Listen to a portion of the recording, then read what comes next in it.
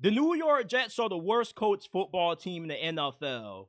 And when they fired Robert Saleh, that's essentially when they ended their season because Robert Saleh was the best head coach on that staff. Because you make Jeff Ulbrich your interim head coach, and this dude obviously is in over his head, bro. Like the clock management is stupid. The defensive performance has gone down. It's crazy how Robert Saleh got fired after holding the Minnesota Vikings to the worst performance on offense up to that point of the season. But yet Aaron Rodgers threw 3 interceptions, but Robert Saleh was the dude who had to go.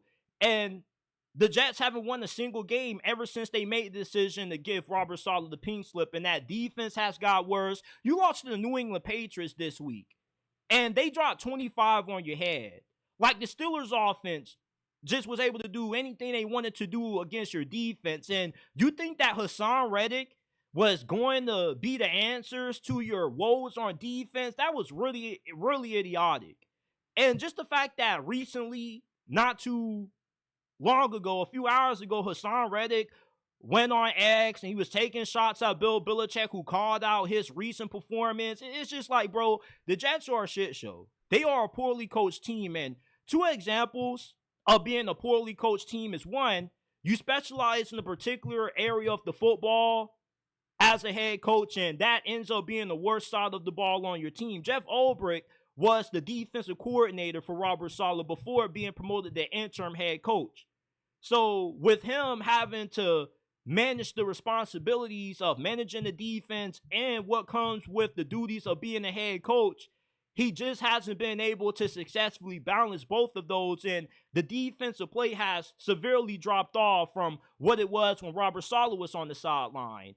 2, you suck on special teams. The New York Jets lost solely to the Patriots because those fools couldn't make a field goal and they missed a freaking extra point this night. It's not like Greg Zuerlein is just some random kicker. This dude has been one of the better kickers in the NFL for a very long time. But it's pretty obvious that Father Time is knocking on the door and he's about to break that thing down. And I don't know why the Jets still keep throwing Greg Zuerlein out there. Kicker is one of those positions where when you got a guy who's struggling, you feel me? You don't allow him to cost you 2 games. As soon as a dude blows 1 game for you, go, you move on from him, and you bring in another kicker. Why are they so attached to Greg Zuerlein?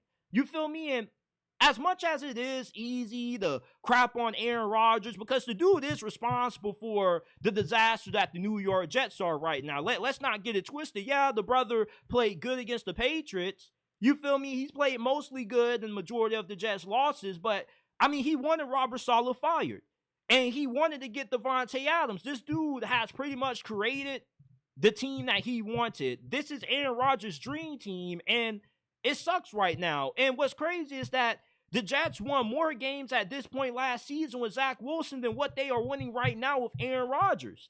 And that's why, like, I never really had too much stock in the New York Jets. I know I had them going 10-7, but it's just, I wasn't expecting them to fire Robert Saleh early into the season.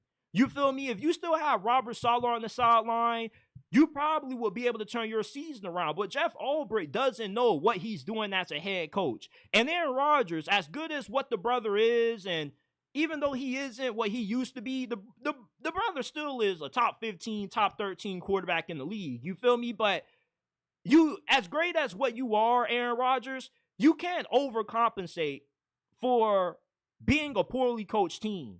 When you got bad coaching, it's hard to beat good teams. You're not going to beat the Houston Texans Thursday night. They are going to embarrass you because that defense is really good. Those edge rushers, Will Anderson, Danielle Hunter, they're going to be feasting on Aaron Rodgers' carcass in that game, bro, because that offensive line is an absolute disaster for the Jets. And C.J. Stroud, yeah, he is down his 2 top receivers. Stephon Diggs got banged up last week. Nico Collins is going to miss some time. You still got Dalton Schultz. Joe Mixon has been running amok. And you got my dude Tank Dell. Like, C.J. Stroud is going to feast on that Jets defense that hasn't been good ever since they fired Robert Saleh. And the dude never should have gotten fired anyway. I agree with Colin Cowherd when they said that they fired the best coach on that staff, because that doofus Nathaniel Hackett, he should have been the first dude to get his walk-in papers. But no, because he's Aaron Rodgers' best bud. He's Aaron Rodgers' buddy. You can't fire him, but you can demote him. and make another dude call the plays on offense when really it's Aaron Rodgers running the offense. You know, coming into this season, if you were a Jets fan, you had every reason to be optimistic. Because essentially on paper, this team looked like a Super Bowl caliber team, but they haven't played up to that because they've been poorly coached. And you can say Robert Saleh was a bad coach, but that defense played much better when that brother was on the sidelines. And I don't believe Robert Saleh deserved to get fired that early. Let this dude play out the rest of the season. You were banking so much on Aaron Rodgers working out and being able to save everybody's job to the point where you just let this brother get all the power in the organization. The dude has ran the Jets into the ground, similar to how LeBron James is about to run the Lakers into the ground. But maybe that might not happen because J.J. Redick actually looks like a capable head coach. But if you're a Jets fan right now, I feel really bad for you. Because you've been suffering for so long watching this team that you get Aaron Rodgers fully healthy. You had to wait a whole year for this brother to take the field. And that's what makes this season so disappointing for the New York Jets. Like, we waited a whole year for Aaron Rodgers to get healthy, finally be the full QB1 for this team. And you think about the capability this team has with all the talent, you would think that they would at least be a lot to make it to the playoffs, but no, like these fools might not even finish with the record above 500 because Aaron Rodgers has ruined this team. And I knew I made a mistake picking the Jets to go 10-7 as soon as Aaron Rodgers skipped days of mandatory minicamp to go do drugs. And everybody at that time wanted to just, throw it underneath the rug and say, oh, it's Aaron Rodgers. Like, at least no, bro, like, you're not locked in. To be a good team, everybody has to be on the same page. It has to be one goal, one team, one goal. But the Jets are not a team. They're just a bunch of mercenaries. They're just a bunch of individuals that are there for themselves. That is not a team. That's exactly why they lost to the Patriots. That's exactly why they got smashed by the Steelers. Those are football teams. Those are franchises that have culture. The Jets have no culture. Their culture is Aaron Rodgers, and look where that's gotten them.